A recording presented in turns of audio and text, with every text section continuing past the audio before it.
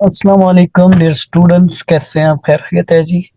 आज welcome to elite hub of accountancy. आज हम इंशाल्लाह अगेन आपके लिए कुछ टिप्स लाएंगे for success in performance management paper.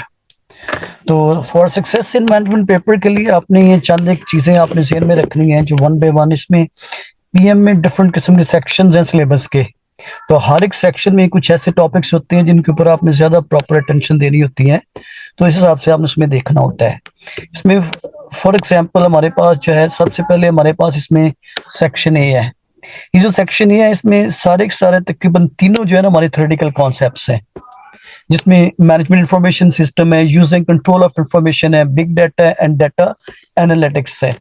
ये तीनों हमारे इसमें क्या है, हमारे पास जो है ना ये थ्योरेटिकल कॉन्सेप्ट है।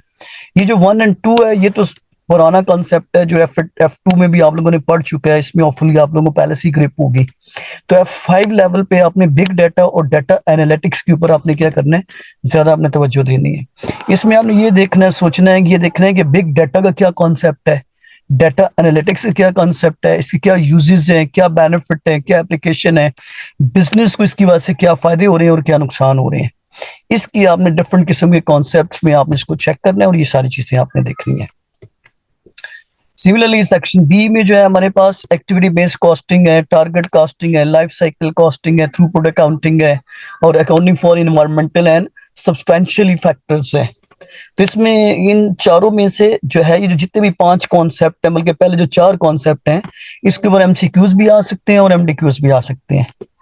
तो ये जो एक्टिविटी बेस्ड कास्टिंग है इसके ऊपर तो नॉर्मली इसका जो है आपका लॉन्ग क्वेश्चन भी इसके ऊपर आ सकता है। किसी प्रॉफिट ऑर्गेनाइजेशन के लिए भी आ सकता है और नॉन प्रॉफिट ऑर्गेनाइजेशन के लिए भी आ सकता है, किसी सर्विस ऑर्गेनाइजेशन के लिए भी आ सकता है। तो आपने इसका कोई एक न्यूमेरिकल क्वेश्चन आपने जरूर सॉल्व करना है इसके ऊपर।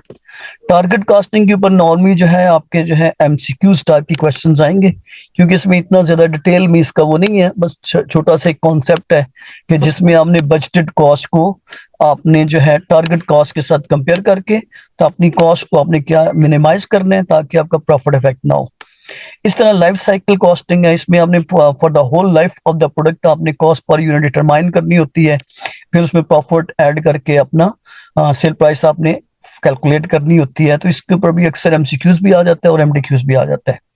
थ्रूपुट अकाउंटिंग जो है रेशियोज हैं, इसके ऊपर भी बाज़ केस स्टडीज भी दे सकते हैं, लॉन्ग क्वेश्चन भी दे सकते हैं।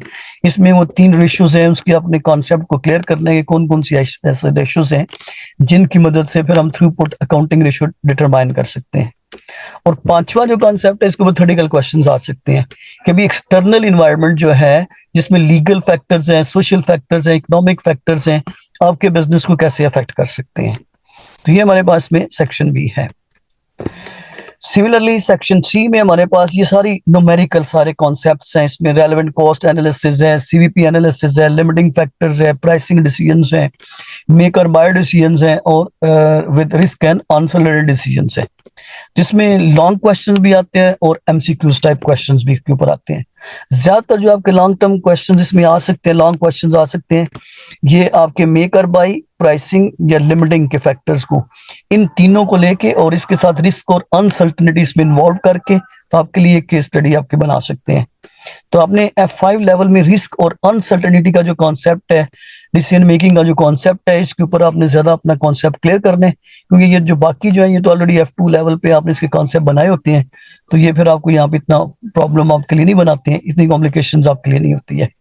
तो आपने ये देखना है कि रिस्क और अनसर्टेनिटी डिसीजन मेकिंग में आपके इन चारों जो ऊपर 5 चीजें इनको कैसे अफेक्ट कर सकती हैं। ठीक है। सेक्शन डी जो है ये बजट से रिलेटेड है।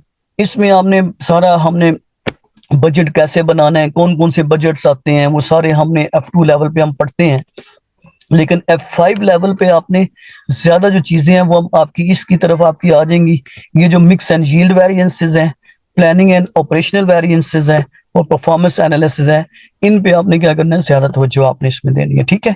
इनकी सारी वर्किंग करें, प्रैक्टिकल वर्क एग्जांपल सॉल्व करें, क्वेश्चन सॉल्व करें और उसकी सही अच्छे तरीके से आप लोग रिविजन कर लें। ठीक है। सारे फॉर्मूलों की अगर आपको याद नहीं होते हैं एक लिस्ट बना लें और ताकि आपको उसको सॉल्व करने में आपको आसानी हो। और ई नंबर जो है ये हमारे पास परफॉर्मेंस मेजरमेंट एंड कंट्रोल है। परफॉर्मेंस एनालिसिस इसमें ज्यादातर जो है ना, ये जो पब्लिक सेक्टर और नॉट फॉर प्रॉफिट ऑर्गेनाइजेशन है ना, इसके अक्सर क्वेश्चन आ जाते हैं केस स्टडीज में, तो वो जरा कॉम्प्लिकेटेड भी होते हैं। कोशिश करें कि कोई ऐसे क्वेश्चन उठाएं जो कि पब्लिक सेक्टर के और नॉन प्रॉफिट ऑर्गेनाइजेशन के हों, उनको सॉल्व करें। क्योंकि प्राइवेट सेक्टर के कंपनीज को तो आसान होते हैं, वो तो सिंपल आपने रेशियोज यूज करनी होती हैं, तो आसानी के साथ हम उसको कैलकुलेट कर सकते हैं। लेकिन इसमें किसी सर्विस ऑर्गेनाइजेशन के स्पेशली और किसी नॉन प्रॉफिट ऑर्गेनाइजेशन के जो है, इनका कोई आपने केस स्टडी उठा के उसको आपने सॉल्व करना है, और वो बड़ा इंपॉर्टेंट होता है। पास पेपर्स में से चेक कर लें, आपको वहां से मिल जाएंगे इस तरह के प्रॉब्लम्स। एग्जाम किट में भी हैं डिफरेंट किस्म के। और इसमें फिर आपने डिविजनल परफॉर्मेंस का, ट्रांसफर प्राइसिंग के कॉन्सेप्ट को भी आपने क्लियर करना है, ठीक है। और नॉट प्रॉफिट ऑर्गेनाइजेशन और पब्लिक सेक्टर, इनके परफॉर्मेंस एनालिसिस में कौन से प्रॉफिट कंट्रोल पर्पस के लिए यूज होते हैं, रेशियो एनालिसिस में कौन कौन सा प्रॉफिट, कौन कौन सी वैल्यू यूज होती हैं, ये सारी वैल्यूज का आपने क्या करना है, ख्याल रखना है, ठीक है जी।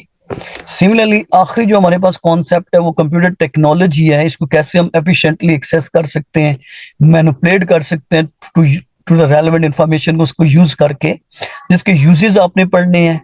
और work on relevant responses option using available functions technology as would be required in the work place. तो आजकल की जदीद कौन कौन सी टेक्नोलॉजीज हम यूज कर सकते हैं, लेबर में यूज कर सकते हैं, मटेरियल में यूज कर सकते हैं, अटेंडेंस में, अकाउंटिंग सॉफ्टवेयर में, ये सारी चीजें आपने एक जनरल एक आपने अपने कंसेप्ट बनाने और आइडिया बनाना है। और इसमें टेबल्स हैं, चार्ट्स हैं, ग्राफ्स हैं, ये सारी चीजें हम कैसे बनाते हैं, उसके क्या तरीका होता है, कितनी किस्म के ग्राफ्स और टेबल्स होते हैं, तो इसका आपने जरा कॉन्सेप्ट रखना है। और ज्यादातर थ्योरेटिकल क्वेश्चन इसके ऊपर आएंगे आपके, तो कोशिश करेंगे थ्योरेटिकल क्वेश्चंस को आप क्या कर लें, इसमें जरा इनकी वो प्रैक्टिस कर लें आपके। तो ये हमारे पास इसमें सारे इसका वो था, एक चंद एक टेक्निक्स थी, चंद एक बातें थी, जिनको आप जेहन में रख के इंशाल्लाह आपको इसमें काफी ज्यादा हेल्पफुल होगा, ठीक है जी। आप पूरी वीडियो का प्रॉपरली आप वो जो करें, इंशाल्लाह इसमें आपको होपफुली काफी आपको आइडिया मिलेगा, ठीक है जी। Thank you very much. Channel को सब्सक्राइब करें और आगे अपने दोस्तों को भी शेयर करें। Thank you.